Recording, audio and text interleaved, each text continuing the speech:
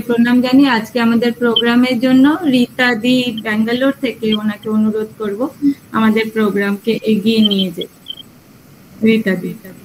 প্রণাম মহারাজ।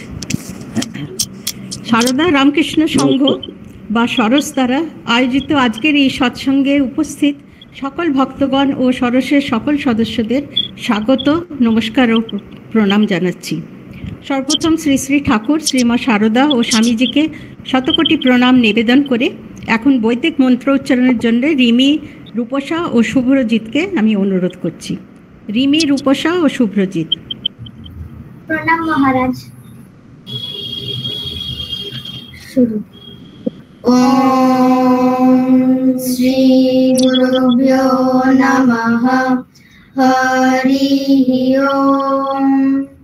सहना भवतु सहनौ भुनक्तु सह वीर्यं करवावहै तेजस्विनावधीतमस्तु मा विद्विषावहै। ॐ शान्ति शान्ति शान्तिः। हरिः ओम्। शं नो मित्र शं वरुणः शं नो भवतर्यमा शं नो इन्द्रो बृहस्पतिः शं नो विष्णुरुक्रमः। नमो ब्रह्मणे नमस्ते वायो त्वमेव प्रत्यक्षं ब्रह्मासि त्वमेव प्रत्यक्षं ब्रह्म वदिष्यामि ऋतं वदिष्यामि सत्यं वदिष्यामि तन्माम् अवतु तद्वक्तारम् अवतु अवतु माम् अवतु वक्तारम्। ॐ शान्ति शान्ति शान्तिः। हरिः ओम्। भद्रं कर्णेभिः शृणुयाम देवाः भद्रं पश्येमाक्षभिर्यजत्राः स्थिरैरङ्गैस्तुष्टुवागंसस्तनूभिः व्यसेम देवहितैर्यदायुः। स्वस्ति न इन्द्रो वृद्धश्रवाः स्वस्ति न पूषा विश्ववेदाः स्वस्ति नक्षत्रो अरिष्टनेमिः स्वस्ति नो बृहस्पतिर्दधातु। ॐ शान्ति शान्ति शान्तिः। हरिः ओम्। पूर्णमदः पूर्णमिदं पूर्णात् पूर्णमुदच्यते पूर्णस्य पूर्णमादाय पूर्णमेवावशिष्यते। ॐ शान्ति शान्ति शान्तिः। हरिः ओम्। तत्सत्। श्रीरामकृष्णार्पणमस्तु। ধন্যবাদ রিমি, রূপসা ও শুভ্রজিৎকে। আজ অত্যন্ত আনন্দের সঙ্গে এখন জানাচ্ছি যে আজ আমাদের মধ্যে উপস্থিত রয়েছেন শ্রীমৎ স্বামী সুমনসানন্দজি মহারাজ। মহারাজ, আপনাকে সরসের সকল ভক্ত ও সকল সদস্যদের দিক হতে আন্তরিক স্বাগত ও সশ্রদ্ধ প্রণাম নিবেদন করছি। ইতিপূর্বে মহারাজ কয়েকবার সরসের সৎসঙ্গে উপস্থিত থেকে তার প্রবচন দ্বারা আমাদের সমৃদ্ধ করেছেন। সেজন্য আজ পুনরায় আমরা আরেকবার তাকে বক্তারূপে নিজেদের মধ্যে পেয়ে অত্যন্ত আনন্দ বোধ করছি। এখন আমি সংক্ষিপ্ত ভাবে একটু শ্রীমৎ স্বামী সুমনসানন্দজির পরিচয় প্রস্তুত করছি।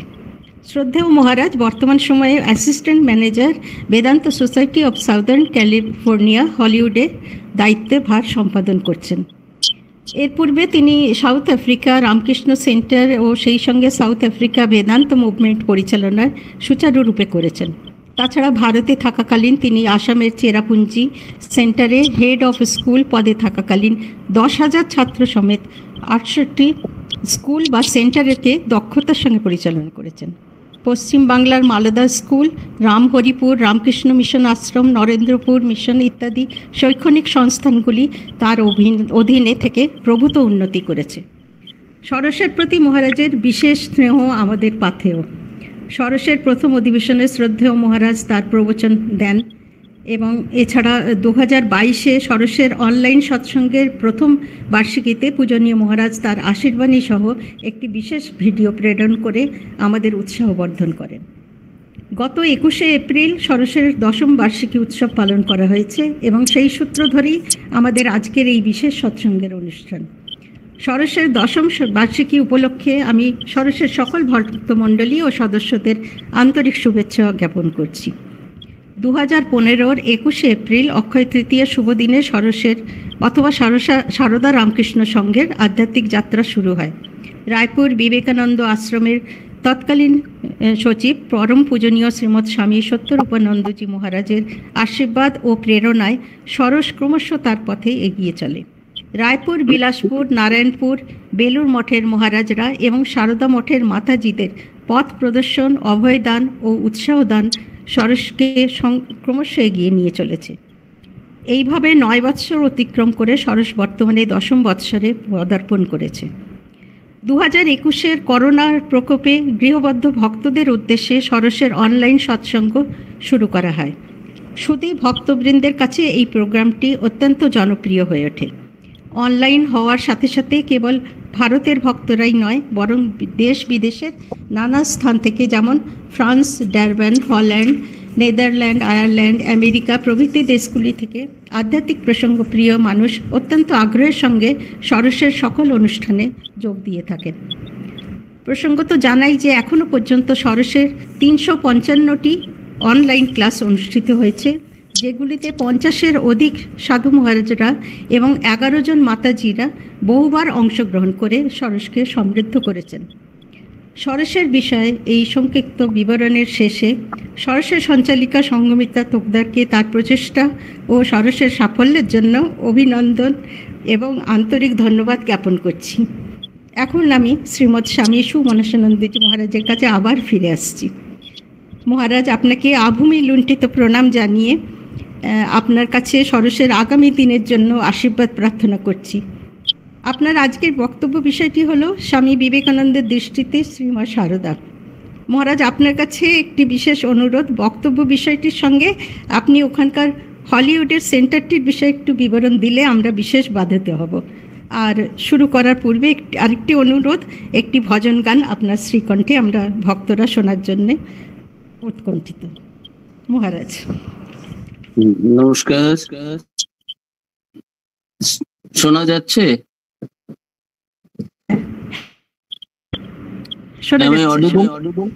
শোনা যাচ্ছে।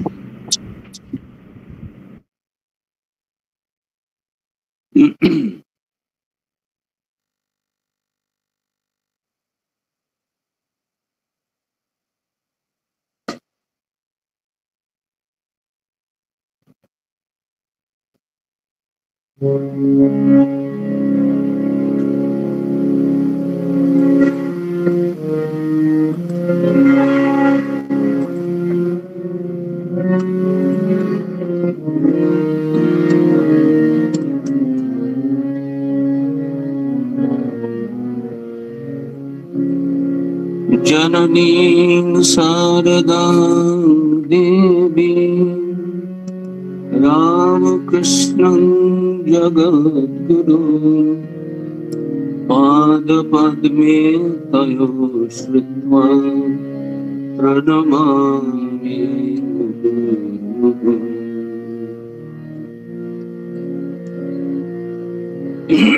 प्रथम प्रणति देवी बिना पानी, प्रथम प्रणति देवी बिना पानी। श्वेत शतदल शुभ्र श्वेत श्वेत शतदल शुभ्र श्वेत मोराल बाहिनी। श्वेत शतदल शुभ्र श्वेत मोराल बाहिनी। प्रथम प्रणति देवी बिना पानी, प्रथम প্রণতিবাদ অজ্ঞান মহাঘরে জ্ঞান বিধায়িনী অজ্ঞান মহাঘরে জ্ঞান বিধায়িনী সুরাসুর নরমোহ মুক্তি প্রদায়িনী অজ্ঞান মহাঘরে জ্ঞান বিধায়িনী সুরাসুর নরমোহ মুক্তি প্রদায়িনী কিঙ্করে কৃপা নেত্রে নিহার নারায়ণী কিঙ্করে কৃপা নেত্রে নিহার নারায়ণী প্রথম প্রণতিবাদ দেবী বীণা পাণি প্রথম প্রণতিবাদ দেবী বীণা পাণি শ্বেত শত দলম শুভ্রাশ্বেত শ্বেত শত দলম শুভ্রাশ্বেত মরাল বাহিনী প্রথম প্রণতিবাদ দেবী বীণা পাণি প্রথম প্রণতিবাদ প্রথম প্রণতিবাদ প্রথম প্রণতিবাদ দেবী বীণা পাণি।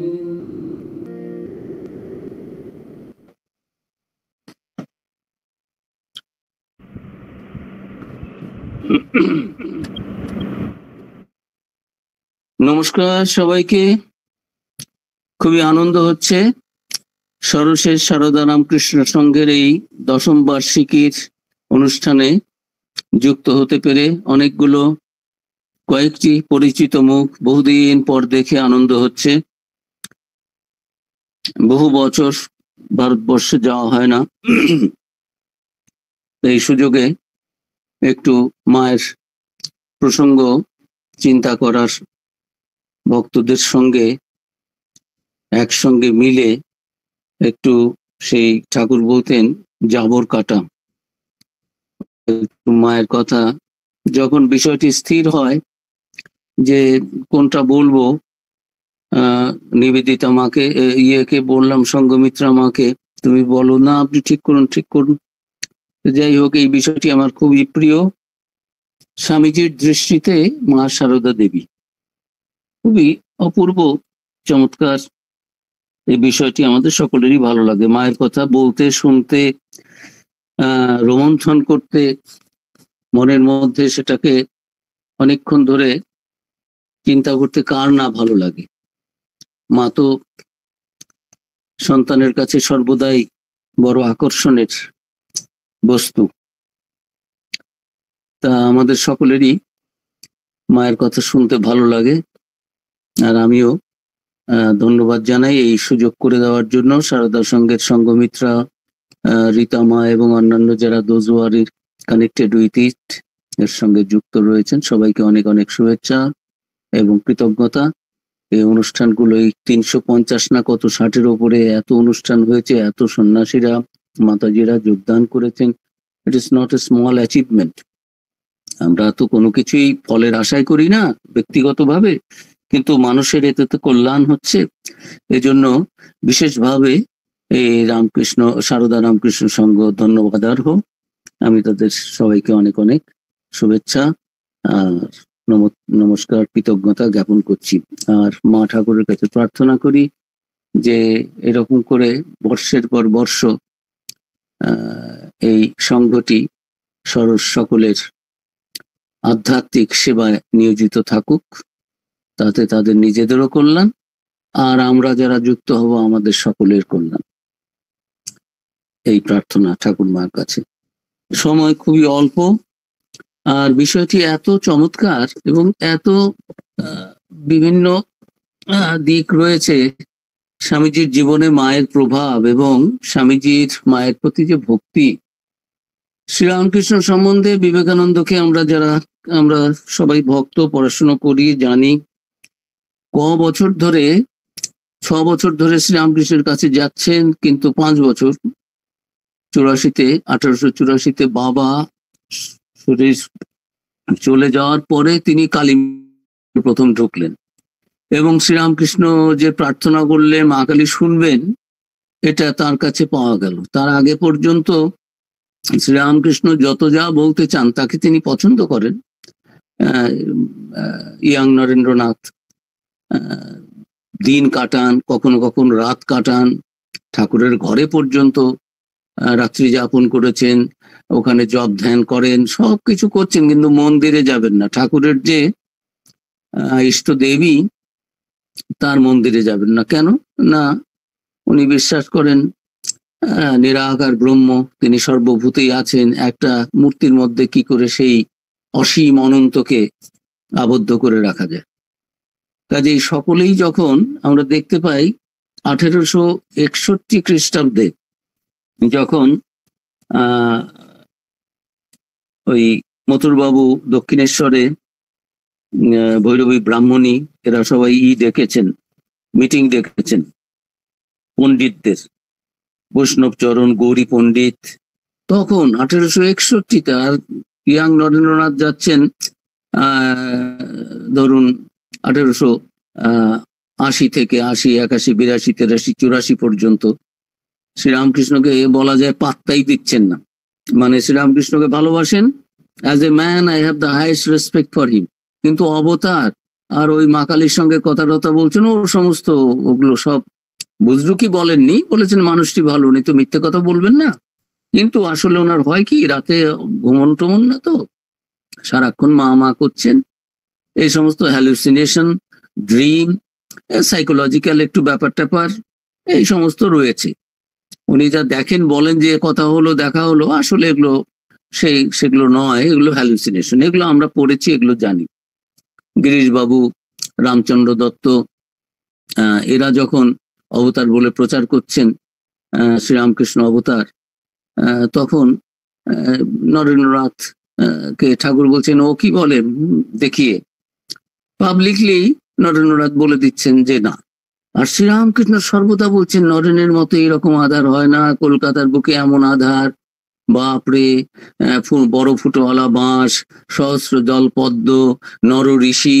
প্রথম যখন গিয়েছেন হাত জোর করে অন্যদের কাছ থেকে সরিয়ে নিয়ে এসে সেই উত্তর পূর্ব দিকের বারান্দায় নিয়ে গিয়ে, জানি তুমি জগতের জীবের কল্যাণের জন্য এই দেহ ধারণ করে এসেছো, তার কাছে করজোরে কত প্রার্থনা এই নরেনের কাছে। শ্রীরামকৃষ্ণ তাকে, তিনি শিবের অবতার, তিনি সপ্তর্ষির এক ঋষি, তিনি নর ঋষি, কত কি বলছেন, কিন্তু চিরে ভিড়ছে না। নরেন্দ্র কিছুতেই তাকে অবতার বলে মানবেন না, এই আমরা দেখতে পাই। শেষে মানলেন যে 84 যখন বাবার শরীর চলে গেল, কিছুতেই কিছু করতে পারছেন না, শ্রীরামকৃষ্ণের কাছে গিয়ে বললেন যে আপনার মাকে একটু বলুন, আমার মা তো খেতে পাচ্ছেন না, আর আমি চেষ্টা অনেক করলাম, কিছু করতে পারছি না, আপনার মাকে একটু আমার মায়ের জন্য বলুন না। বলছে আমি তোর মায়ের জন্য বলতে যাবো, তুই বল। বলছে না, আপনার মাকে তো আমি চিনি না, ভদ্রমহিলার সঙ্গে তো আমার পরিচয় নেই, আপনারই তো পরিচয়, আমি তো তাকে মানিই না, আমার কথা উনি শুনবেন কেন, আমার সঙ্গে তো পরিচয় নেই। বলছে না, এই তো আজকে বিশেষ দিন, যা, আজকে বড় মধুবার, মঙ্গলবার, খুব ভালো, ভেরি অসপিশিয়াস, যা চাইবি তাই পাবি, যা তুই বল না, আপনি বলুন। বলে আমি কি বলিনি, আমি বলেছি। মা বলেন ও তো আমাকে মানেই না, তো কাজেই তার আমি আর কোন মুখে তোর কথা বলতে দেবো, তোর কথা তুই বল। 1 বার 2 বার 3 বার করে মা কালীর কাছে 84 সালে পাঠালেন, ডেটটা আমার এখন মনে নেই, যাই হোক, পিতৃবিয়োগের পরে 2 মাস পরে, যখন কিছুই করতে পারছেন না, তখন শ্রীরামকৃষ্ণ শরণাপন্ন হয়ে মা কালীর কাছে প্রার্থনা করেন। যখন দর্শন হলো মার কাছে 1 বার 2 বার 3 বার, ওই প্রতিবারই চাচ্ছেন বিবেক দাও, বৈরাগ্য দাও, জ্ঞান দাও, ভক্তি দাও, বিবেক দাও, বৈরাগ্য দাও, আর সর্বদা যেন তোমাকে দেখতে পারি এই ভুবন মোহিনী জ্যোতির্ময় মূর্তিতে। এই যে শ্রীরামকৃষ্ণের, চৈতন্যদেবের এই যে বিরহ ব্যথা, ঈশ্বর দর্শন একবার হয়ে গেলে, ঈশ্বরীয় রূপ দর্শন করলে মানুষ যে পাগলের মতো হয়ে যায়, সারাক্ষণ কান্নাকাটি করে। দক্ষিণেশ্বরের মানুষ ভাবতো হ্যাঁ ওই মা মারা গেছে বোধ হয়, বা মা বোধ হয় মা করছে, অনেকদিন বোধহয় দেখা হয়নি, আহারে কি কষ্ট ভাবে গর্ভধারিণী মায়ের জন্য কাঁদছে। ভগবানের জন্য যে মানুষ এরকম কেঁদে কেঁদে ভাসিয়ে দিতে পারে, এটা তো আর মানুষের জানা ছিল না। সমাধি টমাধি সমস্ত আমরা সব বইতে পড়া যায়, ওগুলো শুনতে ভালো, থিওরিটিক্যাল বক্তৃতা দিতেও ভালো। যারা অনেক পড়াশোনা করেন, বক্তৃতা দেওয়াটা এটা প্রফেশন, পণ্ডিত, এতে প্রণামীও হলো, প্রফেশনও হলো, লেকচার দেওয়াও হলো। পথি পরকে পণ্ডিত ভয়ে, জ্ঞানী না ভয়ে কই। পুঁথি পড়ে অনেক বক্তৃতাও দেওয়া যায়। শঙ্করাচার্য বলেছেন বাক বৈখরি শব্দঝরি, অনেক রকমের বাক্য বিন্যাস করে বেশ কিছুক্ষণ ইন্টেলেকচুয়াল একটা ডিবেট টিবেট করা গেল। আপনি একটু বললেন, আমি একটু বললাম, বাহ বেশ শেয়ানে শেয়ানে হলো, কিন্তু এ তো অনুভূতি হলো। এখন শ্রীরামকৃষ্ণ যখন তাকে সেই ঈশ্বরীয় অনুভূতি এনে দিয়েছেন, তারপরে আর তাকে ছেড়ে থাকতে পারছেন না। খালি ওই 3 বার পাঠালেন, 3 বারই কিছুই জাগতিক চাইতে পারলেন না, কিন্তু বুঝলেন যে সেই জগৎ জননী রূপে সেই আদি কারণ যাকে আমরা বলি পরব্রহ্ম, পরমাত্মা, তিনি নিরাকার, আবার তিনি সাকার। তিনি নির্গুণ, কোনো গুণই নেই, অব্যক্ত অবস্থাতে যেমন থাকেন, আবার এই ব্যক্ত জগৎ যেটা দেখতে পাচ্ছি, যাকে আমরা প্রকৃতি বলি, সেটাই তিনি। এই সমস্ত চণ্ডীতে যে তিনি পড়েননি তা নয়, নরেন্দ্রনাথ তো আর মূর্খ ছিলেন না, সবই পড়েছেন, কিন্তু তার যে ডিরেক্ট ভিশন অফ গড, মা কালীর যে দর্শন, সেটা আগে হয়নি। যার জন্য তিনি এগুলো ঠিক ভাবে যে আমি এটা যে প্রতিষ্ঠা করতে যাব, সেরকম বোকা তিনি নন, সেটা করবেন না। এই আজকে তার সেই রাতে তার অনুভূতি হলো যে হ্যাঁ, আর যখন দর্শন করলেন দেখলেন এই মাই সেই বিশ্ব জননী, যার কাছে শ্রীরামকৃষ্ণ কত প্রার্থনা করেন। শ্রীরামকৃষ্ণের কি সব অপূর্ব প্রার্থনা মায়ের কাছে। মা, আমি Oh, Mother, I throw myself on thy mercy. I take shelter at thy hallowed feet. I do not want bodily comforts. I do not crave name and fame. I do not seek the 8 occult powers. Be gracious, grant that I may have pure love for thee, a love unsmitten by desire, untainted by any selfish ends, a love craved by the devotee for the sake of love alone. শুধু ভক্তির জন্যই ভক্তি, ভালোবাসার জন্যই ভালোবাসা। ও মা, তোমাকে ছাড়া আমি আর কিছুই চাই না, জগতের কোনো কিছু চাই না। এই যে শ্রীরামকৃষ্ণের অপূর্ব প্রার্থনা। এখন নরেন্দ্রনাথ দেখলেন এই জগৎ জননীর দর্শনের পর তারও কিরকম মাথা খারাপের অবস্থা। তিনি তার জাগতিক যে প্রয়োজন, চাহিদা, সেগুলো তিনি ভুলে গেলেন। মা মা, এবং সেই রাতেই তাকে ঠাকুর গান শেখালেন। না, এখন মার দর্শন হয়েছে, তোর দ্বারা কিছু হবে না, তুই জাগতিক চাইতে পারবি না, ঠিক আছে, মোটা ভাত কাপড় হয়ে যাবে, সে আমি মাকে বলে দেবো, তোর খাবার, তুই চিন্তা করিস না, তবে তুই মায়ের গান শোনা। না, মায়ের গান তো আমি জানি না। এত গান শোনাতে, নরেন্দ্রের গান শুনে শ্রীরামকৃষ্ণের সমাধি হতো, কিন্তু সবই হচ্ছে নিরাকার ব্রহ্ম, মা কালী নিয়ে নয়, ওগুলো চলবে না। তারপর নরেন্দ্র শেখেনি, আমি বিশ্বাসই করি না ওতে, বলছে মা কালীর গান, বলছে আমি তো জানি না। বলে আরে গান জানি না, আচ্ছা তোকে আমি শেখাচ্ছি। গান শেখালেন। আমার মা ত্বং হি তারা, আমার মা ত্বং হি তারা, তুমি ত্রিগুণ ধরা পরাৎ পরা, মা ত্বং হি তারা। অপূর্ব সঙ্গীত। শ্রীরামকৃষ্ণ সেখানে শিল্পী গেয়ে শোনাচ্ছেন, আর নরেন্দ্রনাথ শ্রোতা। এই সারা রাত তিনি এই গান শেখার পরে নরেন্দ্রনাথ আবার গান তাকে শোনালেন। স্বামীজির গান শুনে আবার ঠাকুরেরও সমাধি। সেই রাত্রিতে গুরু শিষ্যের এইরকমই গেল। আর ভোরবেলা তিনি ঘুমোচ্ছেন, সারা রাত ঠাকুরকে গান শুনিয়েছেন কালী সঙ্গীত। এখন ভোরবেলা যেই আসছে, শ্রীরামকৃষ্ণের তো ঘুম নেই, নরেন একটু ঘুমোচ্ছেন। ভোরবেলা যারাই আসছে বলছেন, এই নরেন ঘুমোচ্ছে, ডিস্টার্ব করো না, নরেন আমার কালী মেনেছে। এই শক্তিকে প্রথম নরেন্দ্রনাথ মানলেন। শ্রীরামকৃষ্ণের আর কি আনন্দে সারা রাত ঘুম নেই, হয় সমাধি নয় জেগে আছে, নরেন ঘুমোচ্ছে, তাকে পাহারা দিচ্ছে। Nobody should disturb Naren. কেন না, নরেন আমার কালী মেনেছে। এখন তো নরেনের কাজ, ঠাকুরের কাজ, মায়ের কাজ নরেন করবে, মাকে মেনেছে। তো এই হচ্ছে মায়ের সঙ্গে ঠাকুরের মাধ্যমে পরিচয়। আর শ্রীরামকৃষ্ণ সম্বন্ধে তার তো বললাম, শ্রীরামকৃষ্ণ যতটা করেন, কেশবের 18 যে শক্তির বলে কেশব এত জগৎ বিখ্যাত হয়েছে, নরেনের মধ্যে এরকম 18টা শক্তি আছে যে ভক্তদের সামনে থেকে নরেন উঠে চলে গেলেন, পরে এসে শ্রীরামকৃষ্ণকে গালাগাল। আচ্ছা মশাই, আপনার একটু কি কোনো এমনি কি লোকে পাগল বলে আপনাকে? একটা লজ্জা নেই, শরম নেই, নিজের একটা আপনার ডিগনিটি নেই? কেন, কি করেছি আমি? কি আমার সম্বন্ধে আপনি বললেন আমি একটা ওই চ্যাংড়া ছোকরা শিমলেজ, আর কোথায় কেশবচন্দ্র সেন? কি বলেন কি না বলেন? আচ্ছা মানুষ আপনাকে পাগল বলবে না কেন? এগুলো না বললেই নয়, কেন এগুলো বলে? আচ্ছা মা যে আমাকে দেখিয়েছে, আমি কি বললাম? আমি কি মিথ্যে বলেছি? আমি অন্য কিছু বলেছি? মা আমাকে দেখিয়েছেন, তাই নরেনের মধ্যে ওইরকম 18টা শক্তি আছে, কেশব একটা শক্তি পেয়েই জগৎ বিখ্যাত হয়েছে। তো এখন এগুলো শ্রীরামকৃষ্ণের সঙ্গে নরেনের হতো, কিন্তু মা সারদা দেবীর সম্বন্ধে দেখিতে তার একটাও কথা নেই, কোনো কোশ্চেন নেই। প্রথম তাকে সারদা দেবী সম্বন্ধে বলতে দেখি 14ই ফেব্রুয়ারি 1890 14ই ফেব্রুয়ারিতে তার কাছে চিঠি গেছে, বলরাম বাবুকে তিনি লিখছেন। গিরিশ বাবু আর বলরাম বাবুর মধ্যে একটু মনোমালিন্য হয়েছে, মা কার কাছে থাকবেন, কোথায় থাকবেন, কতদিন জয়রামবাটি কামারপুকুর থাকবেন, কতদিন কলকাতায় থাকবেন, এই সমস্ত নিয়ে ভক্তদের মধ্যে যা হয়, সবাই একটু মাকে নিয়ে আনন্দ করতে চান, মাকে তার কাছে রাখতে চান। এখন ভাবেন আমরা যা ডিসিশন নেবো মাকে সেখানেই থাকতে হবে। স্বামীজিকে বলেছেন, যেহেতু দুজনের মধ্যে দুজনেই পরম ভক্ত, দুজনেই বরিষ্ঠ, বয়স্ক, প্রবীণ, ইয়াং চ্যাংরাদের সাথে একটু কথা কাটাকাটিও হয়েছে অন্যান্যরা, সেটা স্বামীজি বলছেন ওদের কথা, ছেলে মানুষদের কথা আপনি নেবেন না, ওরা তো আপনি পুত্রের মতো ভাববেন, আপনি আমাদের গুরুজন।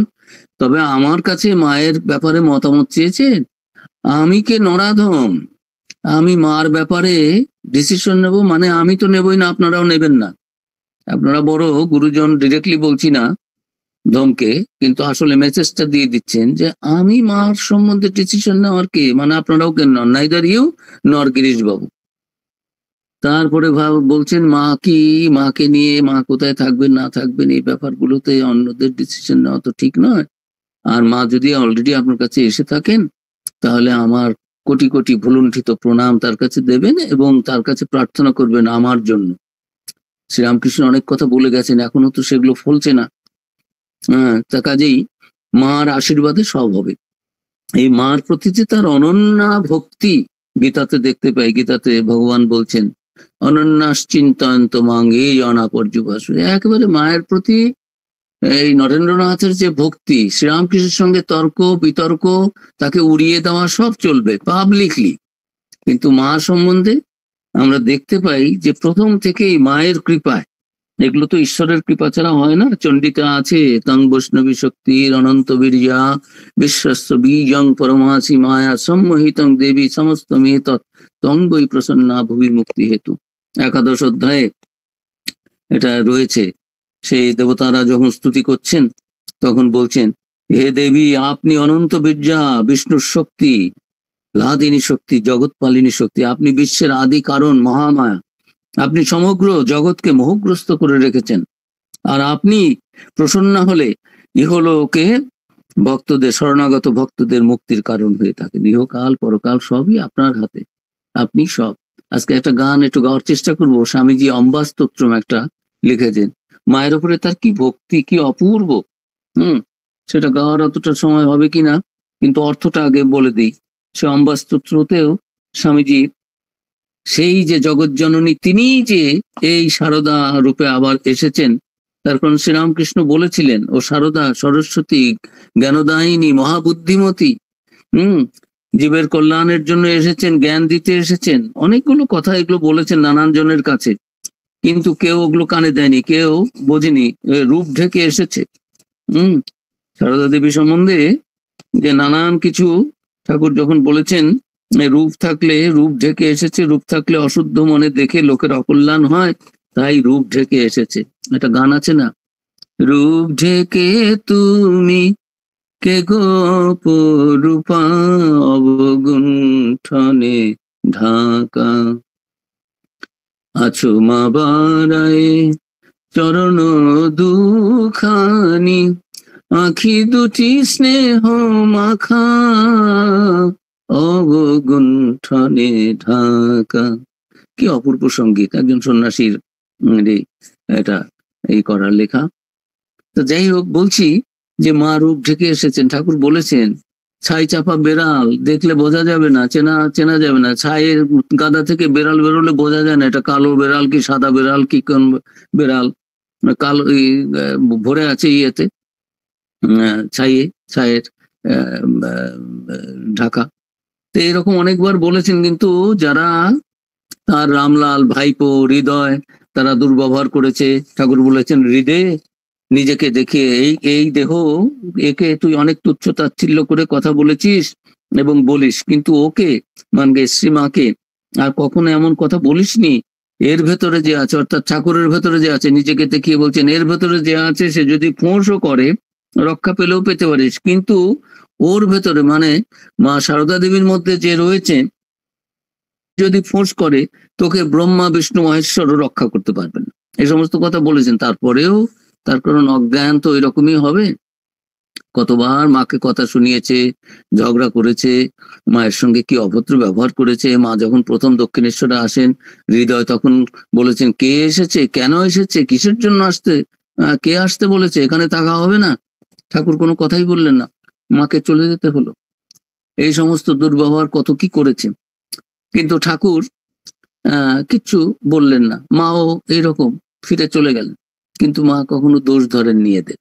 ঠাকুর রামলালকে বলে, ওরে রামলাল দেখ তোর খুড়ি এখান থেকে একটু রাগ করে গেছে, দেখ দেখ যে তার রাগটাকে করার চেষ্টা কর, দূর করার চেষ্টা কর।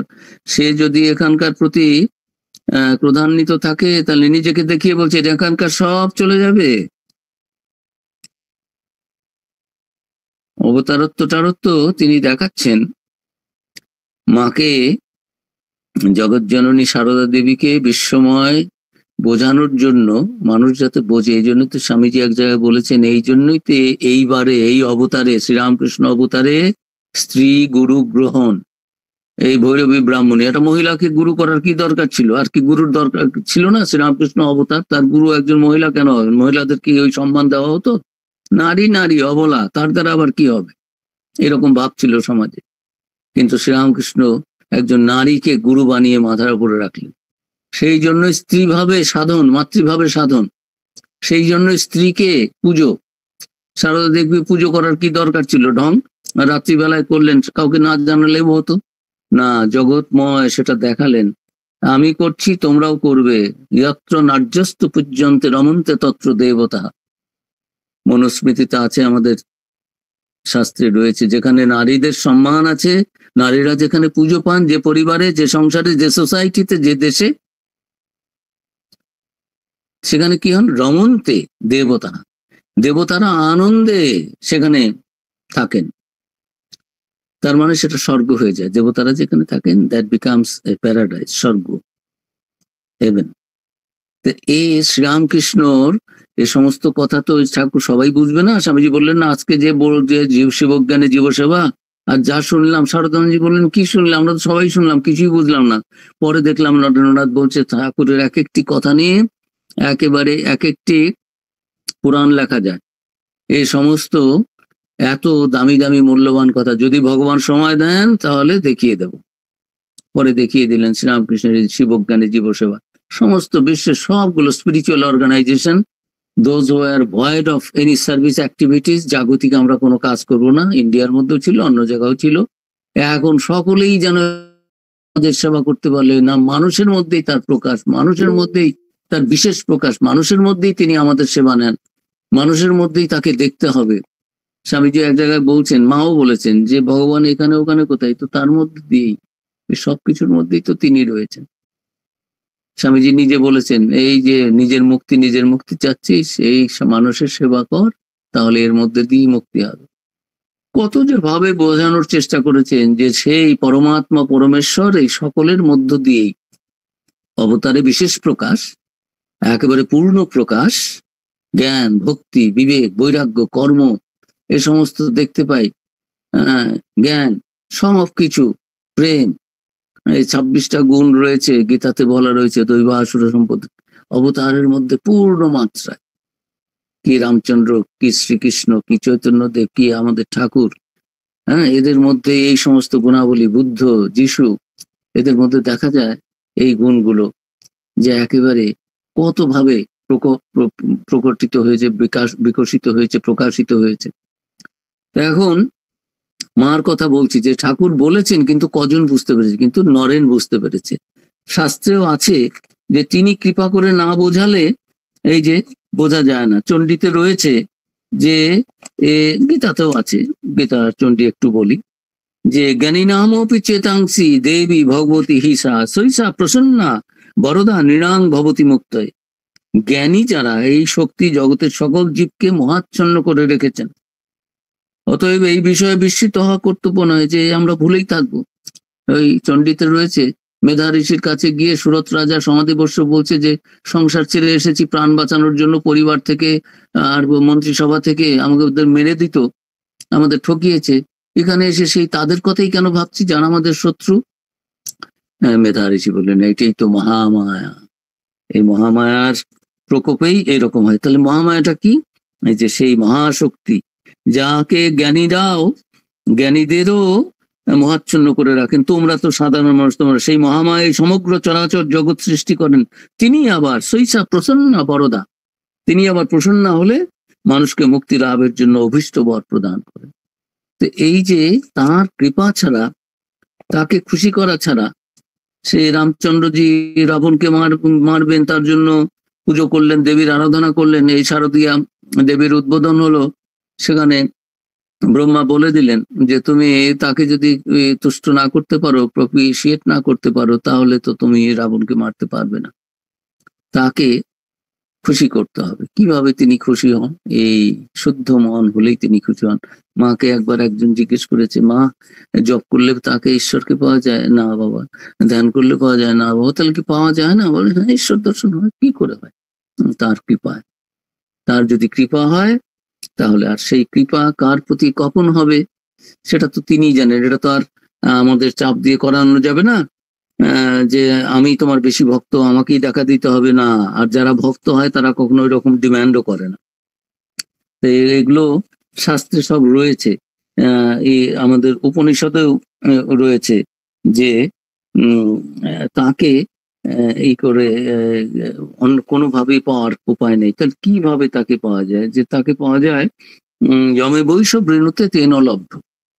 হ্যাঁ, তিনি যাকে কৃপা করে দর্শন দেবেন, তিনি তার দর্শন পাবেন, তাকে অনুভব করবেন। তাছাড়া আর কোনো পথ নেই। যে তাহলে আমরা কিছুই করবো না, যে না, যতক্ষণ বোধ আছে, যতক্ষণ আমি আমার দেহ বোধ রয়েছে, সবকিছু করছি, আমার খিদে পেয়েছে, খেতে যাব, আমার এটা শুনতে আনন্দ হচ্ছে, এখন পাঠে যোগ দেবো, আমার বলতে আনন্দ হচ্ছে, আমি বলবো, এই অহংবোধ, আমি বোধ যতক্ষণ রয়েছে ততক্ষণ তার কাছে তার দর্শনের জন্য, তার কৃপার জন্য প্রার্থনাও করতে হবে। আর এই যে শ্রীরামকৃষ্ণর প্রার্থনাটা পড়লাম যে মা আমি আর কিছুই চাই না, হ্যাঁ মা দেখো, grant me the favor, O mother, that I may not be deluded by the world bewitching Maya. I am not attached to this world of lust and gold.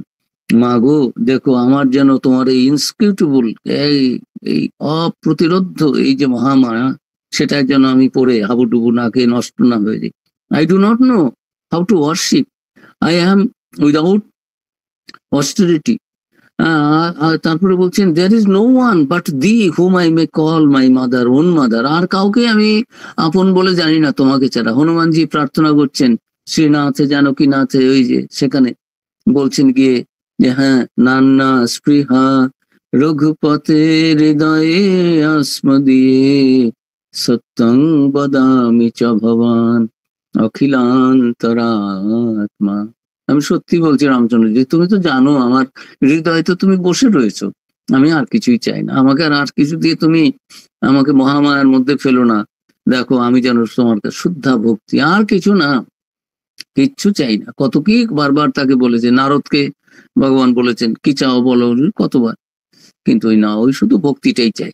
যারা ঠিক ঠিক ভক্ত হবে তারা আর কিছু চাইবে না। এই স্বামীজির মধ্যে দেখতে পাই যে মায়ের প্রতি তার যে অপূর্ব ভক্তি মায়ের কৃপায় হয়েছে, এটা অন্যভাবে হয় না, তার কারণ শাস্ত্রে বলেছে তার কৃপা ছাড়া তাকে পাওয়া যায় না। ঠাকুরও কথামৃতে বলেছেন, ওরে কুশীলভ করিস কি গৌরব, ধরা না দিলে কি পারিস ধরিতে। ধরা যদি আমি নিজের থেকে না দেই, ঈশ্বর অচিনে গাছ। একদিন অদ্ভুতানন্দজি বলছেন আপনি চিনিয়ে দিন। তো যে আচ্ছা বলো দেখি, ঠাকুর যে আসছে তাকে বলছে আচ্ছা এ কিরকম কথা, আরে তাকে কি চিনিয়ে দেওয়া যায়, এ তো অচিনে গাছ। তো এইগুলো হিন্টস গুলো দিয়েছেন যে মায়ের কৃপায়, ঠাকুরের কৃপায়, সেই জগৎ জননীর কৃপায় স্বামীজির মধ্যে সেই অনুভূতি হয়েছিল মা কে, তা নাহলে তাকে জানা যায় না, তাকে বোঝা যায় না, তা নাহলে সন্দেহ থেকেই যায়। সেই কতজন বলে যায় আচ্ছা ঠাকুর অবতার বুঝতে পারি, শারদানন্দজিকে প্রশ্ন করছেন না মা কি করে, মা তো একজন সাধারণ মহিলা, মা কি করে ভগবত। তখন শারদানন্দজি বলে বাহ, তাহলে তোর তো অনেক কিছু হয়ে গেছে, তুই ঠাকুর অবতার ভগবান বুঝতে পারি, হ্যাঁ ঠাকুর ভগবান বুঝতে পারি, তাহলে তো তোর অনেক হয়ে গেছে। তা তুই হাদা মূর্খ, ঠাকুর যদি ভগবান হন তাহলে কি একটা ঘুটে কুড়নির মেয়েকে ঠাকুর বিয়ে করবেন? সে ভগবানের যিনি শক্তি হবেন তিনি কি আর ভগবতী নন? অপদার্থ, তুমি কিছুই বুঝতে পারো না মূর্খ, আর ভগবানকে বুঝে গেছো, যার ভগবানের জ্ঞান হবে তার ভগবতীর জ্ঞান হবে। তা যাই হোক, শারদানন্দজি তাকে বুঝিয়েছে। তো এই তো আমাদের ইয়ের কিছু নেই, ভুলের কিছু নেই। একটা গান আছে মায়েরই চেলা, স্বামী তপানন্দজি লিখেছিলেন, সেটাও ধরা দিতে সে লুকাও পুনঃ হেসে, কি লীলা মা তোমার, ছায়ানটে আছে। ধরা দিতে এসে, তুমি ধরা দিতে এসে লুকোচ্ছ কেন? হ্যাঁ, আধারে আলোকে তুমি সব জায়গায় রয়েছো, দিবা নিশি সব জায়গায়, সম্পদে বিপদে, কিন্তু আমরা বুঝতে পারি না। আমি জানি তুমি কাছে কাছে পিছে পিছে আছো, but how difficult it is to understand.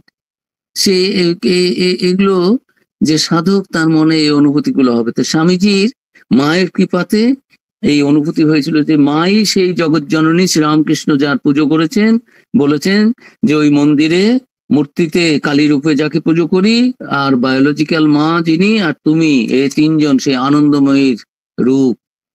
তো এই মা কালী জগৎ জননী যে মা সারদা দেবীর মধ্য দিয়ে এইবারে এই যুগে অবতীর্ণা হয়েছেন জগৎ কল্যাণের জন্য, জগতে মাতৃশক্তির বিকাশের জন্য, মাতৃভাব প্রচারের জন্য, স্বামীজির এগুলো বোধ হয়ে গেছিল। সেই জন্য তিনি দেখতে পাই যে পরপর সবগুলো জিনিসই ডিসিশন যেগুলো নিচ্ছেন করছেন, শ্রীরামকৃষ্ণের শরীর চলে যাওয়ার পর থেকে দেখা যাচ্ছে যে গাইডিং ফোর্স তোমারই করিয়াছি জীবনের ধ্রুবতারা।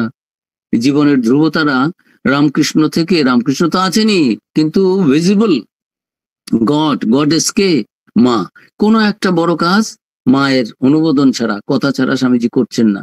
এই 90 সাল 1890 সালের ফেব্রুয়ারির কথাটা বললাম, যে তখন স্বামীজি ওই চিঠিতে জানা গেল মা যদি থেকে থাকেন আমার জন্য প্রার্থনা করবেন। সে তারপরে দেখি 1890 জুলাই মাসে তিনি চলে এসছেন। চলে এসে মার এই ঘুষুরিতে মা ছিলেন তখন বেলুড়ের কাছে ভাড়া বাড়িতে, তার কাছে ব্লেসিং চাইতে গেলেন, প্রার্থনা করতে। মা কি বাবা, আমি হিমালয়ে যাচ্ছি, সেখানে ঠাকুর বলেছেন সেখানে একটু ধ্যান ভজন করবো, সমাধিতে থাকবো, এই সমস্ত। তা আপনার আশীর্বাদ চাই, ঠাকুর যা বলেছেন তা যদি হয় হলো, না হলে এই শরীর যাতে চলে যায়। মা বললেন হ্যাঁ কি বললে বাবা? না আমি বললাম আপনার আশীর্বাদে সব ঠিক। হ্যাঁ হ্যাঁ বাবা যাও, সব ঠিক হবে। এই গঙ্গাধর এই অখণ্ডানন্দজি তার সাথে গেলেন, যেহেতু তিনি হিমালয় সব জানতেন, তাকে বললেন গঙ্গাধর তোমার হাতে আমাদের সর্বস্ব দিলাম। তো নরেন কিন্তু তখনও জগৎ বিখ্যাত বিবেকানন্দ হননি, তখন এই তো জাস্ট ঘুরছেন বেড়াচ্ছেন পথে এই সাধু ঘোড়ার মতো। তার ভেতর দিয়ে শ্রীরামকৃষ্ণের শক্তি, জগৎ জননীর শক্তি, এগুলো কিছুই প্রকাশিত হয়নি তখনও। কিন্তু মা বলছেন বাবা গঙ্গাধর দেখো আমার নরেনের যেন খাওয়ার অভাব না হয়। নরেন যাচ্ছেন হিমালয়ে সমাধিতে ডুববেন, মা সে আশীর্বাদ না করে হ্যাঁ সমাধিতে ডুবে থাকো, বুঁদ হয়ে থাকো বাবা, তা না বলে বলছেন দেখো আমার নরেনের যেন খাবার অভাব না হয়। কলকাতা ছেড়ে উনি হিমালয়ে যাচ্ছেন, যেন খাবার নাই এখানে, কলকাতা ছেড়ে, কলকাতায় খাবার পাওয়া যাচ্ছে না, খাবার হিমালয়ে বসে আছে, ওখানে অনেক খাবার তৈরি হয় পাহাড়ের উপরে। মা আশীর্বাদ করছেন, দেখো আমার নরেনের যেন খাবার কষ্ট না হয়, তুমি সব হিমালয় জানো, দেখো। আর দেখুন সব মা আর ছেলের কি খেলা। হ্যাঁ, তো এই অপূর্ব মায়ের স্নেহ স্বামীজির প্রতি পরেও আমরা দেখবো। তো এই তার পারমিশন নিয়ে জুলাইতে বেরিয়ে গেলেন 1890।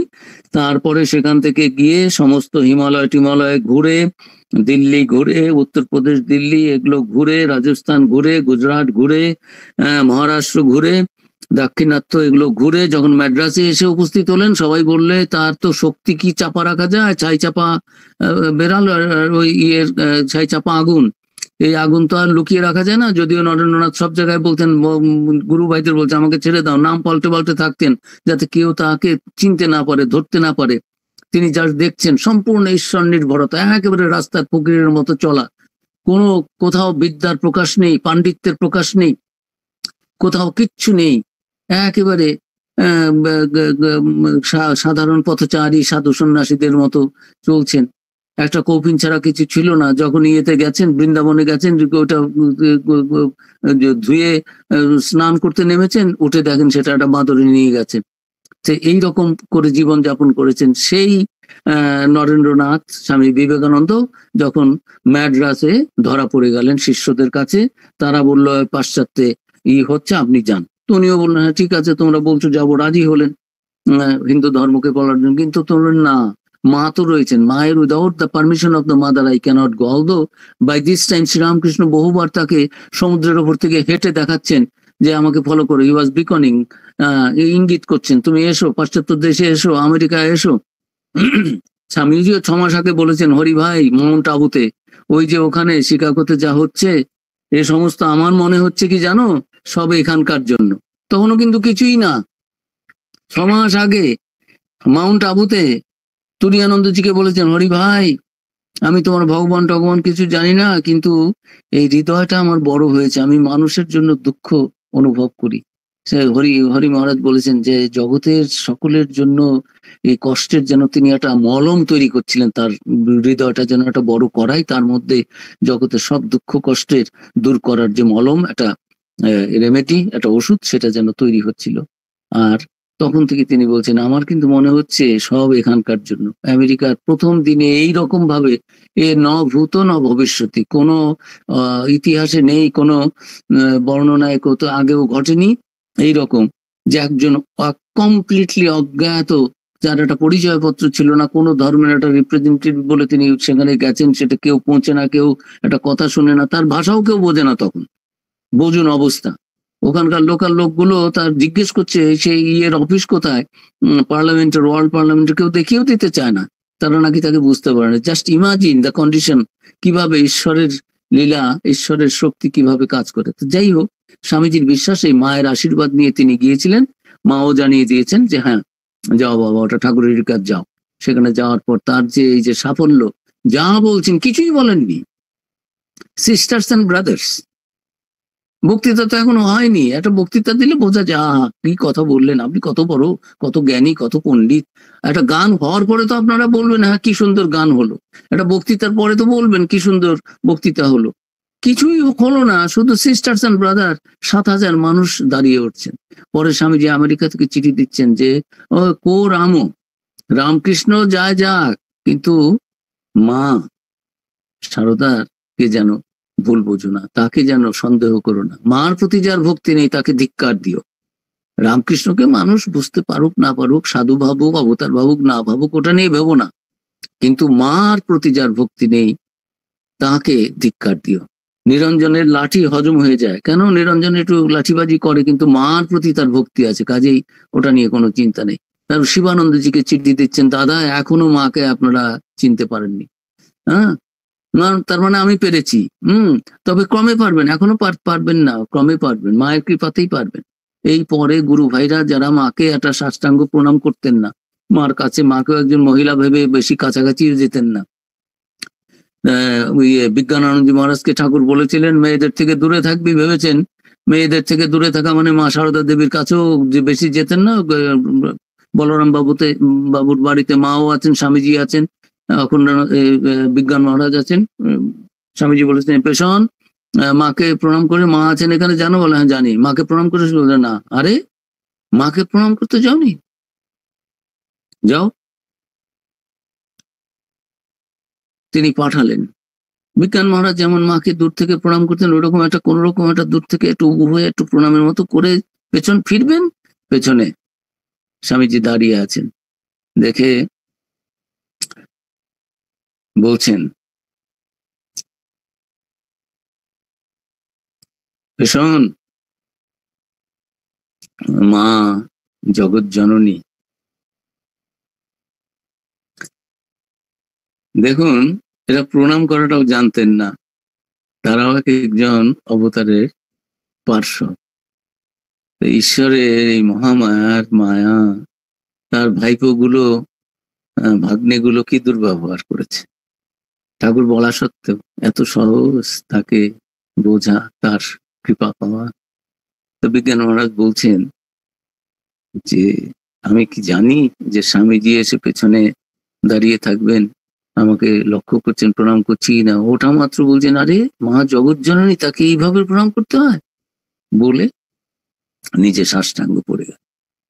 গুরু ভাইদের, শ্রীরামকৃষ্ণের পার্শ্বদ, ব্রহ্মজ্ঞানী অবতারের অন্তরঙ্গ পার্শ্বদ, তারাও তাকে চিনতে পারেনি। কে তারে চিনেছে? ঠাকুর ওই কথা মৃত বলেছেন, ওরে খুশি লভ করিস কি গৌরব, ধরা না দিলে কি পারিস ধরিতে। হ্যাঁ, একে কি চেনা যায়? কে তাকে চিনেছে? তো এই যে স্বামীজি তাকে চিনতে পেরেছেন। তারপর বিদেশ থেকে বারবার চিঠি দিচ্ছেন, মায়ের জন্য একটা মঠ করো, আগে মায়ের মঠ আর মায়ের মেয়েরা, তারপরে বাবার মঠ, বাবার ছেলেরা, সেটা পরে হবে।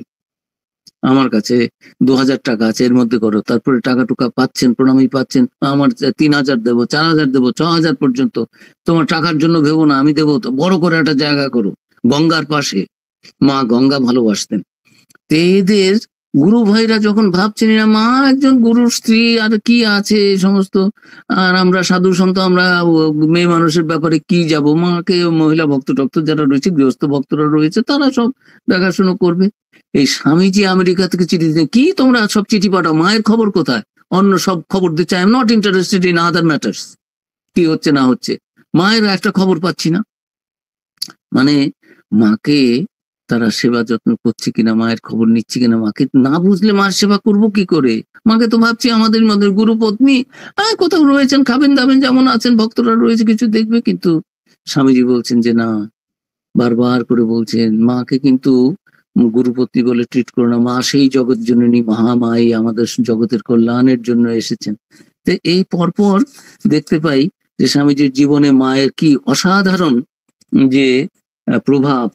তো আমেরিকার সব চিঠি ইয়েকে চিঠি দিচ্ছেন, পুঁথি লিখে তাকে একটা কপি পাঠিয়েছে, বলছে হ্যাঁ পুঁথি ভালোই হয়েছে, শ্রীরামকৃষ্ণ পুঁথি, শাকচুন্নির লেখা, কিন্তু where is the invoking of the Shakti, শক্তির নেই সেখানে। তারপরে সেখানে যুক্ত হলো জয় জয় শ্যামা সুতা জগত জননী রামকৃষ্ণ ভক্তিদাত্রী চৈতন্য দায়িনী। সারদা দেবীর স্তুতি ছিল না প্রথম এডিশনে? তখন বলে আরে শক্তির ই ছাড়া, বন্দনা ছাড়া কি কখনো কিছু পূর্ণ হয়? ঠাকুরের কথাও লিখেছে, খুব ভালো লিখেছে, everything is very good, but where is the আরাধনা অফ দ্য শক্তি। তারপরে অ্যাড করা হলো এই শাকচুন্নি, সেই ঠাকুরের ভক্ত যিনি এই শ্রীরামকৃষ্ণ পুঁথি লিখেছেন অক্ষয়বাবু, তিনি এটা যুক্ত করলেন যে মার স্তুতি। মাকে এরা তখন চিনতে পারছেন না। মহাপুরুষ মহারাজ তার থেকে 8 বছরের বড়, তাকে বলছেন দাদা কিছু মনে করবেন না, আপনারা এখনো চিনতে পারেননি, ক্রমে পারবেন। তো এই মায়ের কৃপায় স্বামীজির মধ্যে সেই অনুভূতি সর্বদা ছিল। তারপরে ফিরে এসে মাকে সাষ্টাঙ্গ প্রণাম অনুমতি নিয়ে গিয়েছিলেন। তারপরে বললেন মা সব ঠিকঠাক হয়েছে তো? মাও বললেন যে হ্যাঁ বাবা সব ঠিক হয়েছে, তুমি যা করেছো এ তো কিছু কিছু ঠাকুরের সব হচ্ছে, এরপরে আরো অনেক কিছু তোমাকে করতে হবে। তুমি সবে সব বলছো কোথায় কাজ সব হচ্ছে না, ঠাকুর যা বলেছিলেন সব তো এখনো করতে পারছি না, আমার তো জানি ডেজ আর নাম্বারড, কোথায় কাজ কেউ করছে না, সেজন্য সব বকাবকি করি, কাজ টাজ কিছু হচ্ছে না। মা বলছেন না বাবা সব হবে, তোমার কোনো চিন্তা নেই, দেখবে যে তুমি ঠাকুরের যা আশীর্বাদে তোমাকে দিয়ে ঠাকুর অনেক কাজ সব করাবেন। কাজে মার কাছে ফিরে এসে এবং বললেন যে মা এবার আর লাভ দিয়ে আমাকে যেতে হয়নি, সমুদ্র পার হতে হয়নি, এবার ওদের তৈরি জাহাজে করে গেছি। মানে আগের জীবনে ত্রেতা যুগে আপনি সীতা ছিলেন, আমি হনুমান ছিলাম, তো সেই বলছেন যে আমি কিন্তু এবার আর লাভ দিয়ে আমাকে সমুদ্র পেরিয়ে যেতে হয়নি, এবার আমি ওদের জাহাজে চড়ে গিয়েছি। আর মাও বললেন, হ্যাঁ যা যা করেছো সব ঠাকুরের কাজ, সব ঠিক ঠিক হয়েছে, তোমার দ্বারা ঠাকুর আরো অনেক কাজ করিয়ে নেবেন। আমেরিকা থেকে যখন ওই দুর্গাপুজো করছে, ওই চিঠি দিচ্ছেন তিনি যে বাবুরামের মায়ের হচ্ছে বুদ্ধি, বুড়ো বয়সে ভীমরতিদের বুদ্ধি প্রকাশ হয়েছে, জ্যান্ত দুর্গা থাকতে আবার মূর্তিতে পুজো করে, মানে মা সারদা দেবী তো রয়েছেন, তার পুজোটা করো না তাহলেই তো হলো, আবার দুর্গাকে মূর্তি করে পুজো করার কি দরকার। আমেরিকা থেকে চিঠি দিচ্ছেন, যখন অন্যরা কেউ সেরকম ভাবে বুঝতে পারছে না। গিরিশ বাবুর মতো এত পণ্ডিত লোক যিনি শ্রীরামকৃষ্ণকে একেবারে কি করে বললেন ব্যাস বাল্মীকি যার হত্যা করতে পারেনি, এ অধম গিরিশ আর তার কি করবে, এত সব ভালো কথা, কিন্তু মা সম্বন্ধে কেঁদে বেড়াচ্ছেন, ছেলে মারা গেছে, এই বছর নিরঞ্জনানজি তাকে জরামবাটি নিয়ে গেলেন, ঠাকুর তো নাই, মা তো রয়েছেন, চলো গিরিশ বাবু মার কাছে গেলে তোমার মন শান্ত হবে, তুমি এই শোক তুমি বলছে। মার প্রতি সেরকম ভক্তিও নেই, মা গুরুর স্ত্রী রয়েছেন, গিয়ে প্রণাম করেছেন গিরিশ বাবুকে নিয়ে, সব মাকে প্রণাম করার পরে ওই পায়ের কাছ থেকে, যে মা তো অবগুণ্ঠনবতী, ঢাকা আছে মুখ, কিন্তু বসে যদি কেউ উপরের দিকে ঘোমটার দিকে তাকায় তাহলে একটুখানি দেখতে পায়, একটুখানি দেখলেন একটা ঝলক দিল এক দেবীর চেহারা, চলে গেলেন প্রণাম করে। তারপরে মাকে খবর পাঠালেন যে আমি যে প্রণাম করার সময় দেখেছি সেটা কি ঠিক? মা বলেন ঠিক, আবার বলেন ঠিক ঠিক। গিরিশ বাবু দেখলেন যখন তার মাত্র 17-18 বছর বয়স, এই সময়ে একবার তার খুব একটা মৃত্যুর মুখী একটা হয়েছিল, অসুখ হয়েছিল, সেই সময় কিছুতেই ছাড় না, এক দেবী এসে দর্শন দিয়ে বললেন নে গাটা একটু হাত দিয়ে দিলেন, আর এই তোর অসুখ সেরে যাবে, জ্বর সেরে যাবে। তারপরে বললেন আমাকে একটু পুজো দিস। তা সেই পুজো আর দেওয়া হয়নি, সেই দেবী কোথাও সেটাও দেখেননি। আজকে সারদা দেবীর মধ্যে সেই দেবীকে দেখে বলছেন যে এই দেবী কি সেই দেবী? মাও বলে পাঠালেন হ্যাঁ এই সেই দেবী যিনি গিরিশ বাবুকে তার কৈশোরে প্রাণ রক্ষা করেছিলেন। তা এখন গিরিশ বাবুকে মা খবর পাঠালেন, গুরুপত্নী নয়, পাতানো মা নয়, কথার কথা মা নয়, হ্যাঁ সত্য জননী। একবারে 5 বার করে, আমরা 3 সত্যি করি, মা 5 সত্যি করলেন। তারপরে গিরিশ বাবু বুঝতে পারলেন যে হ্যাঁ, যে এই মা, এই জগৎ জননী মাই সারদা রূপে এসেছেন। তা এগুলো স্বামীজি এদের শেখাচ্ছেন আমেরিকা থেকে। তারপর ফিরে এসে সংঘ তৈরি করলেন, সংঘতে বললেন আরে মা কি, মা হচ্ছেন আমাদের এই মঠের রক্ষাকর্ত্রী, তিনি সংঘ জননী, তিনি মঠের পালন কর্ত্রী, তিনি মঠের রক্ষা কর্ত্রী। মা কি শুধু আমাদের গুরুপত্নী? এই মা মঠের ওপর একটা পুরুষদের একটা, পুরুষ মানে কি, বিবেকানন্দ ব্রহ্মানন্দের মতো সমস্ত স্পিরিচুয়াল জায়ান্টস ইউনিভার্সিটির দত্ত দানা বলছেন স্বামীজি নিজেই, তাঁদের মাথার উপরে একজন গাইড করে দিলেন কে? এক ভদ্রমহিলা, যিনি স্কুলে টুলেও যাননি, কোনো কিছু নাই। এই স্বামীজির কাজগুলো দেখতে পাচ্ছেন কি করে মাকে, মায়ের মাধ্যমে মাতৃশক্তিকে, নারী শক্তিকে জগতে প্রতিষ্ঠিত করছেন, মানুষের মধ্যে এনে দিচ্ছেন, শুধু গুরু ভাইরা নয় সকলের মধ্যে, যে মা হচ্ছেন সংঘ জননী। যে যাই হও, প্রেসিডেন্ট হও আর জেনারেল সেক্রেটারি হওয়ার মাতব্বরি করো, যা পোস্ট হও, ট্রাস্টি হও, মা সকলের ওপরে। মায়ের নামে দুর্গা পুজো, মায়ের নামে যত কিছু পুজো টুজো সবকিছু মায়ের নামে সংকল্প করে করা হয়। মঠে দুর্গাপুজো করবেন, ফিরে এসে মঠে ওই প্লেগ হয়েছে, প্লেগে মঠের জমি বিক্রি করে দেবেন। সবাই তো দেখলেন যে বাবা নরেনকে কে থামাবে, সেই তো কিনেছে, তারই তো পয়সা, যদিও তার নাম নেই, ট্রাস্টিও সে নয়। মাকে গিয়ে বললেন, মা বললেন পাঠিয়ে দাও, আমার কাছে পাঠাও।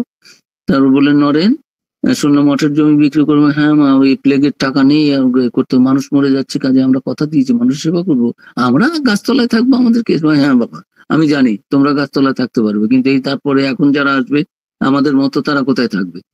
মা সেটা জানতেন যে নরেন রাখাও তো সব হবে না, শিবানন্দ। তা এখন এই পরে এই আমাদের যারা বিছানাও চাই, চৌকিও চাই, চেয়ার চাই, এসি চাই, ফ্যান চাই, কত কি চাই, চাওয়ার তো আর শেষ নাই।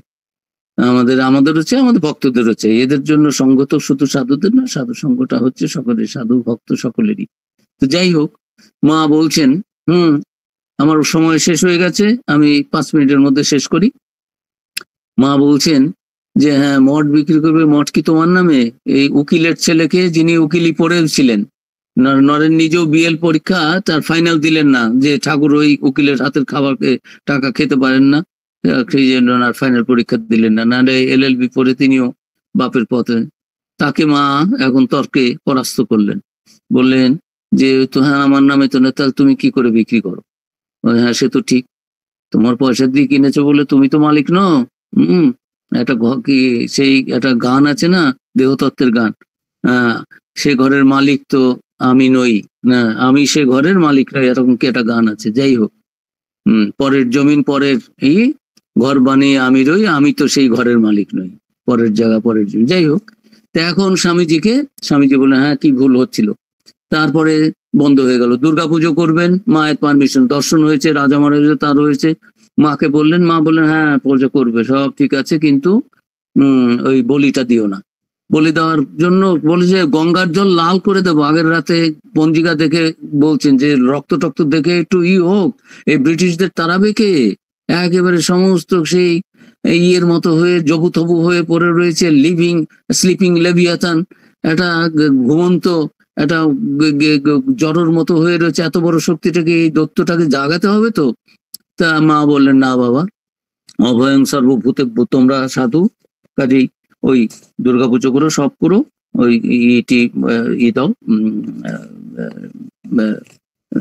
স্যাক্রিফাইস করো, বলি দাও, অন্যরকম যে রয়েছে, লাউ বলি দেওয়া যায়, কুমড়ো বলি দেওয়া যায়, শশা বলি দেওয়া যায়, বলি দিও না, তোমরা সাধু, অভয়ং সর্ব। মায়ের কথায় সেটা বন্ধ।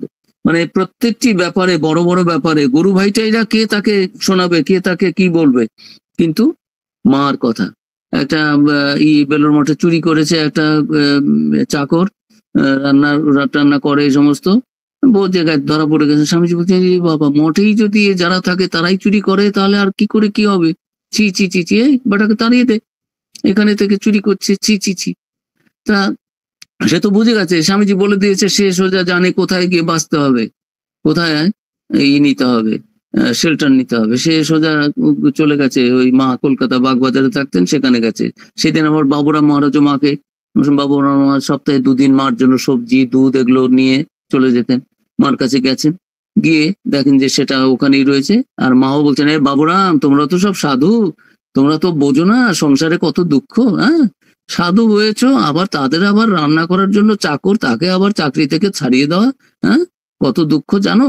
ও অভাবে পড়ে একটা দোষ করেছে, যাও ওকে নিয়ে যাও। তখন বলছি, ও বাবা, মা আমি কি করে নিয়ে যাবো, আমি পারবো না।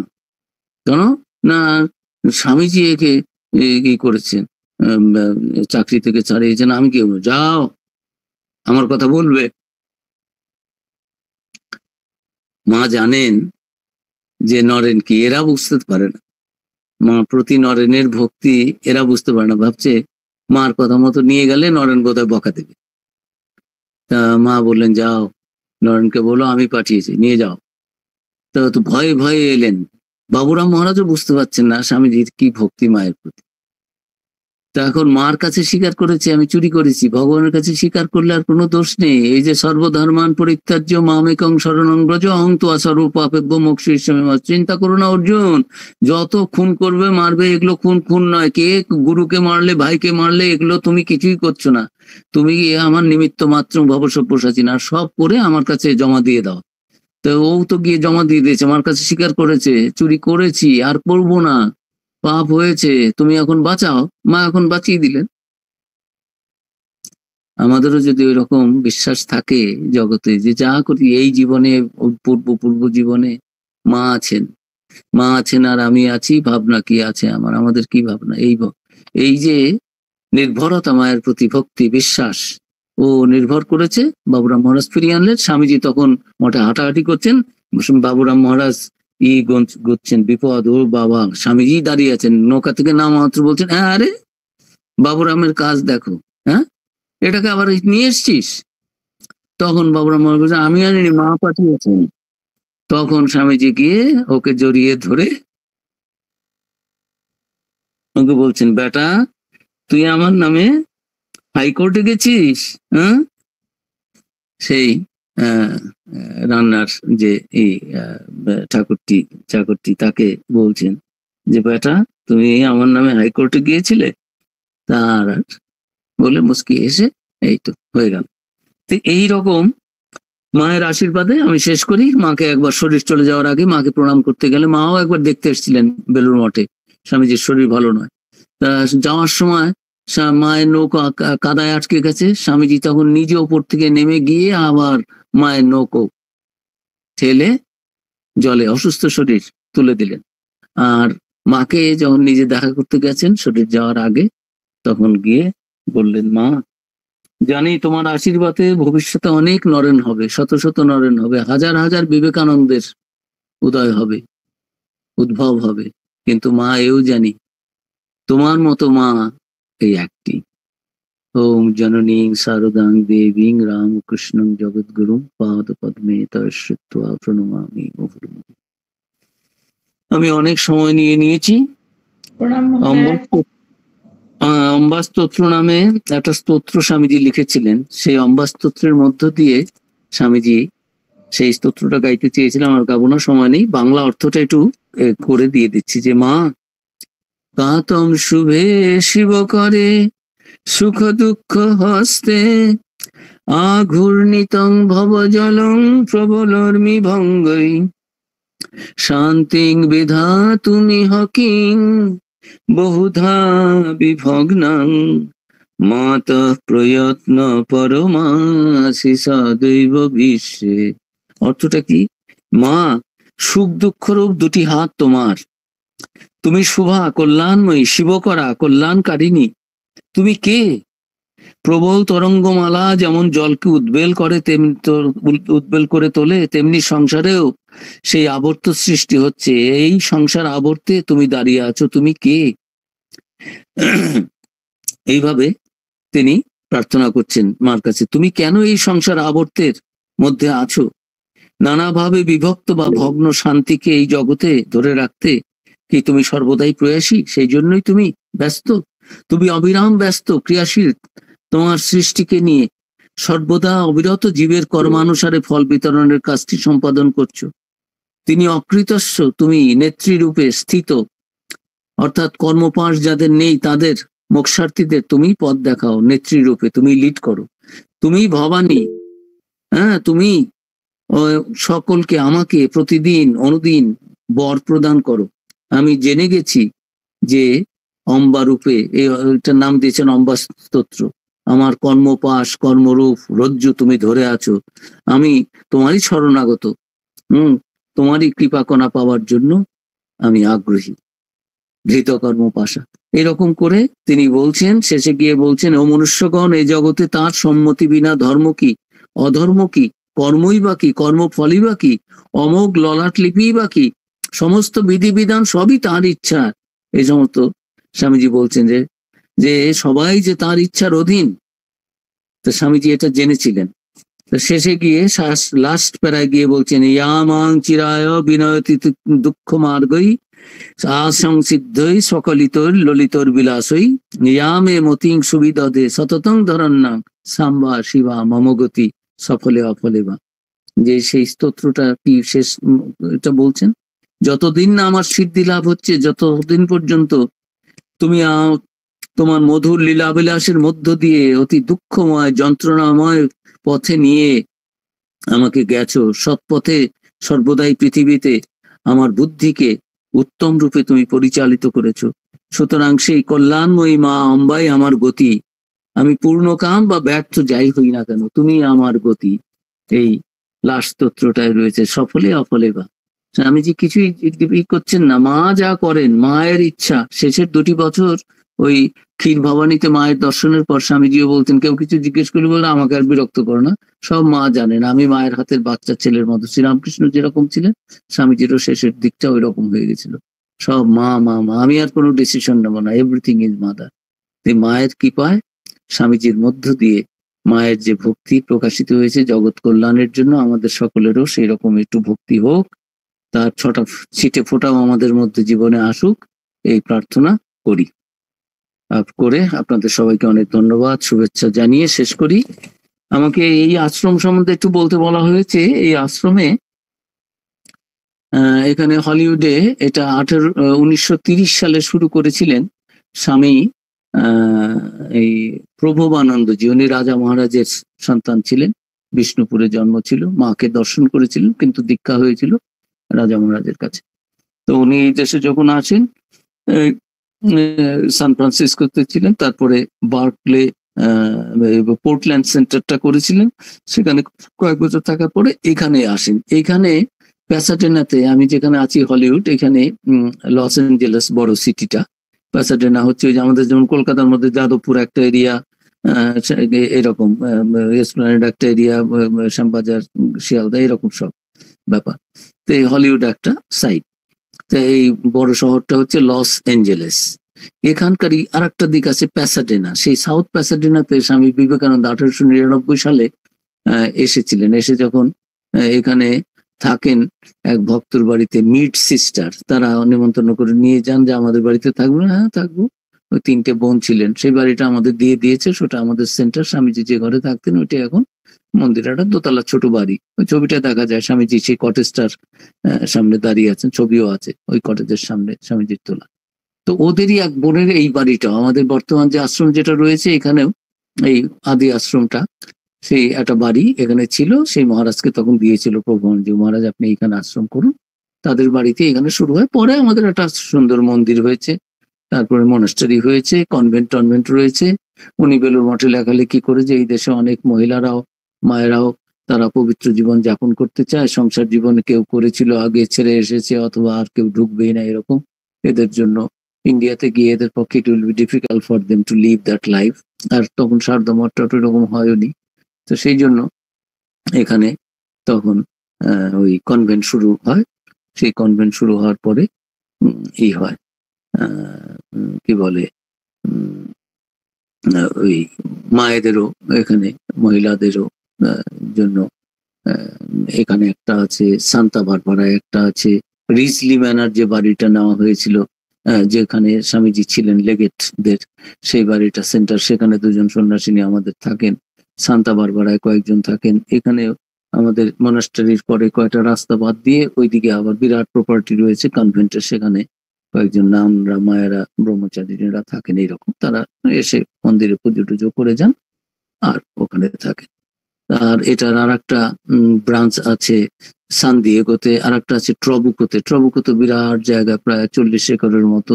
সান্তা বারবারা তো 40 একরের মতো। তো ট্রবুকোতে সেই 75 বছর হয়ে গেছে এবছর। তো সেখানেও মন্দির আছে, মনাস্টারি আছে, আর সান্তা বারবারায় কনভেন্ট আছে নামদের জন্য। আর পিনিয়ন হিলস একটা জায়গা আছে, সেখানে আমাদের একটা বাড়ি আছে, আশ্রমের মতো। আমরা রিট্রিট করি। ওই ইয়েতে অনেক কিছু উল্টো পাল্টা করে দিয়েছে কোভিডের পরে, it has not become normalised again. তবে এই কতগুলো সেন্টার এর আন্ডারে রয়েছে।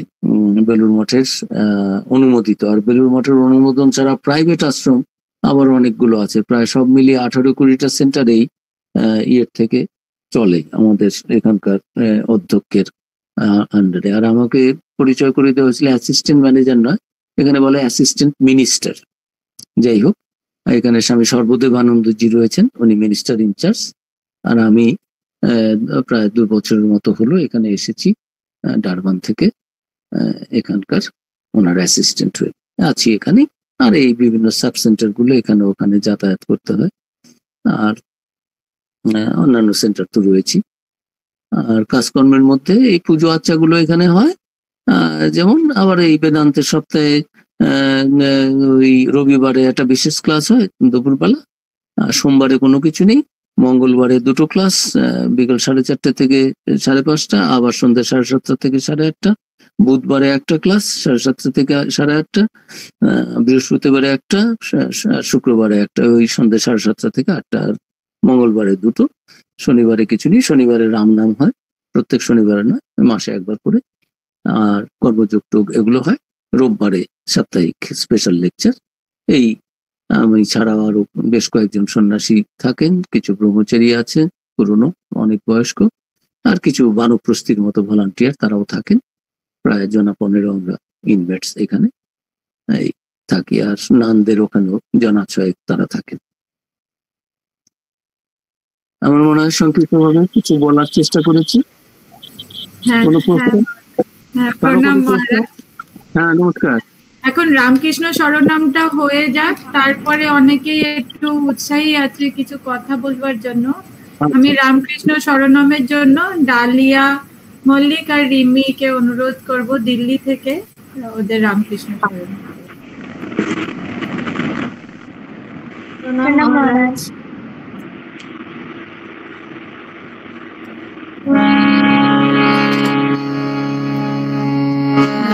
কৃষ্ণ শরণম রাম কৃষ্ণ শরণম রাম কৃষ্ণ শরণম শরণে জয় জয় রাম কৃষ্ণ শরণম রাম কৃষ্ণ শরণম রাম কৃষ্ণ শরণম শরণে প্রভু কৃপা হি কেবলম কৃপা হি কেবলম কৃপা হি কেবলম शरणे प्रभु कृपा हि केवलम कृपा हि केवलम कृपा हि केवलम शरणे जय जय राम कृष्ण शरणम राम कृष्ण शरणम राम कृष्ण शरणम शरणे शरणागतोऽहं शरणागतोऽहं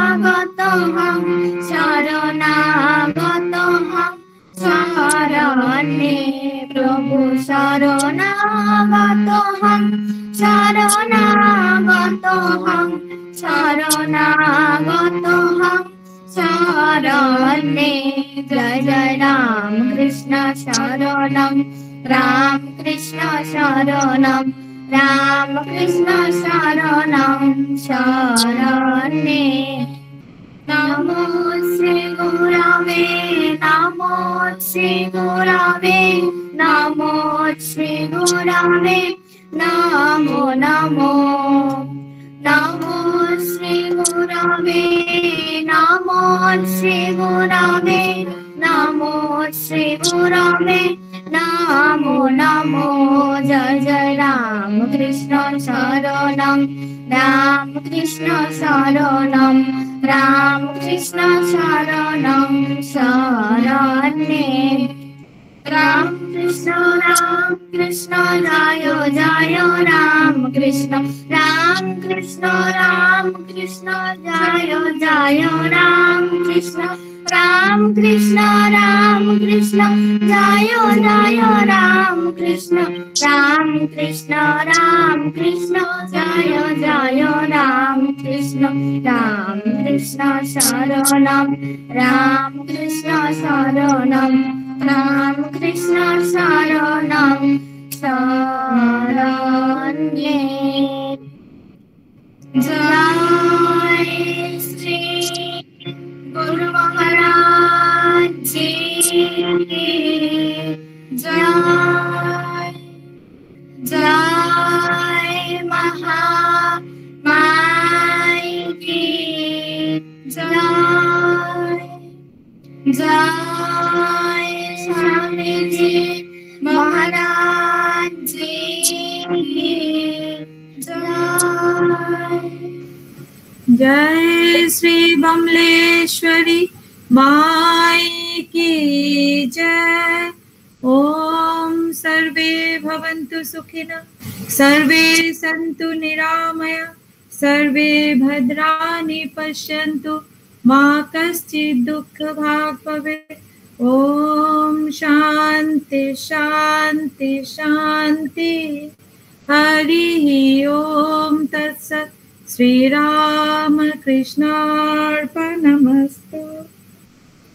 ঠাকুরমা ও স্বামীজির আশীর্বাদে আজকে সুদূর আমেরিকা থেকে মহারাজজিকে আমরা পেয়েছি। মহারাজজির চরণে আমি সকলের হয়ে বারংবার সশ্রদ্ধ প্রণাম জানাই আর প্রার্থনা রাখছি যে এই সময়টা মহারাজজি আপনাদের জন্যই অ্যালার্ট থাকলো। তো প্রার্থনা থাকবে যে আবার, কারণ আমি জানি যে মহারাজজির শ্রীমুখ থেকে অনেক গান, মহারাজজির অনেক কথা, যেহেতু আমি সময়টা লিমিট করে দিয়েছিলাম এখানে, মহারাজজি অনেকেই মনে করছিল যেন আপনি না থামেন, বলতে থাকেন যেন আমাদের সময় ওইভাবে। মহারাজজি সকালের ব্রেকফাস্ট খাওয়ার সুযোগ আমাদের ব্রেকফাস্ট কিছু না, তোমাদের অনেক রাত হচ্ছে তো, এটাও আমার তো এখানে 9:06 বাকি, তোমাদের তো রাত্রি 9:25।